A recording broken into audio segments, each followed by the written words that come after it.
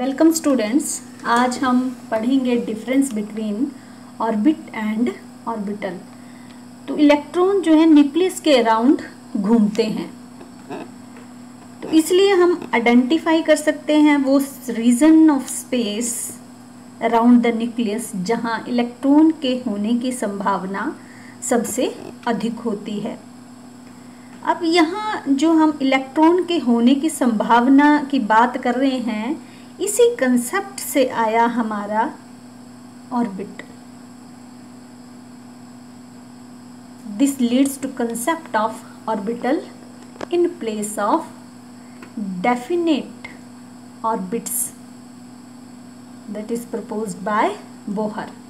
तो ऑर्बिटल्स होते क्या हैं?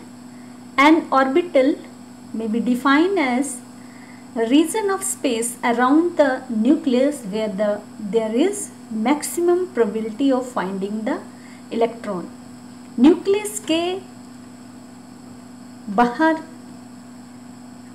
स्पेस जहाँ इलेक्ट्रॉन के होने की संभावना सबसे अधिक होती है, ये जिन होने की संभावना होती है, उस रीजन को हम कहते हैं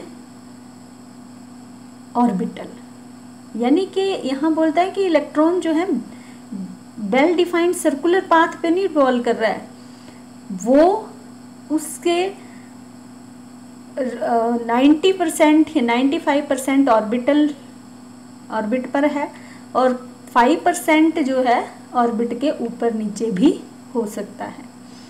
तो region around the nucleus where there is maximum probability of finding the electron is called orbital. Now what is orbit then? तो ऑर्बिट जैसे कि हमने बोहर या रदरफोर्ड में जैसे बताया है, ऑर्बिट क्या होता है? Well defined circular path where electrons are present and this circular path is called orbit.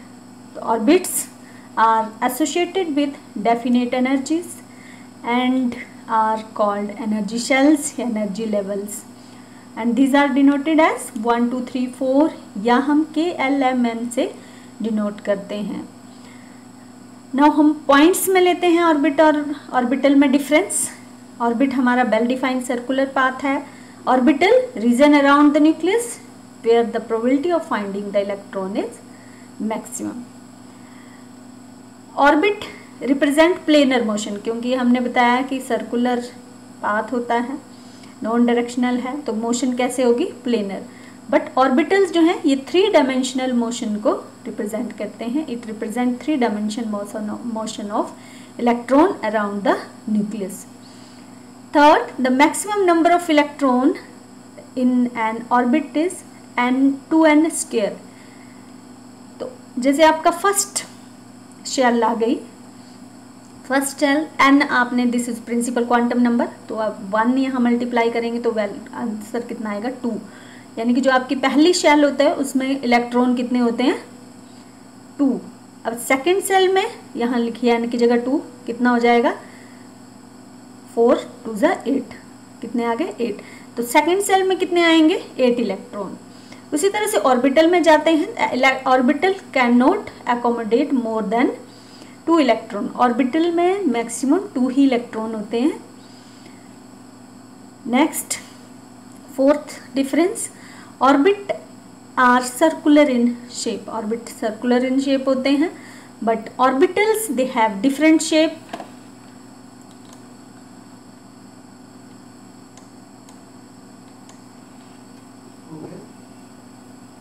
It represent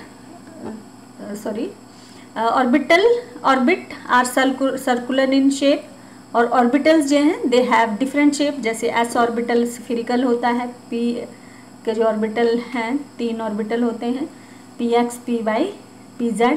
तो ये 3 डायमेंशनल मोशन को रिप्रेजेंट करते हैं। x एक्सिस पर ये डम्बल शेप आपका p ऑर्बिटल जो है, x ऑर्बिटल यहाँ ये x एक्सिस में इनकी probability of finding the electron है, यहाँ बाई एक्सिस में, इस तरह से यहाँ जेड एक्सिस में। तो ऑर्बिट्स आर नॉन डायरेक्शनल और hence they cannot explain the shape of molecule. But orbitals have directional character, means they are directional in nature, and hence they can account for the shape of molecules. Thank you.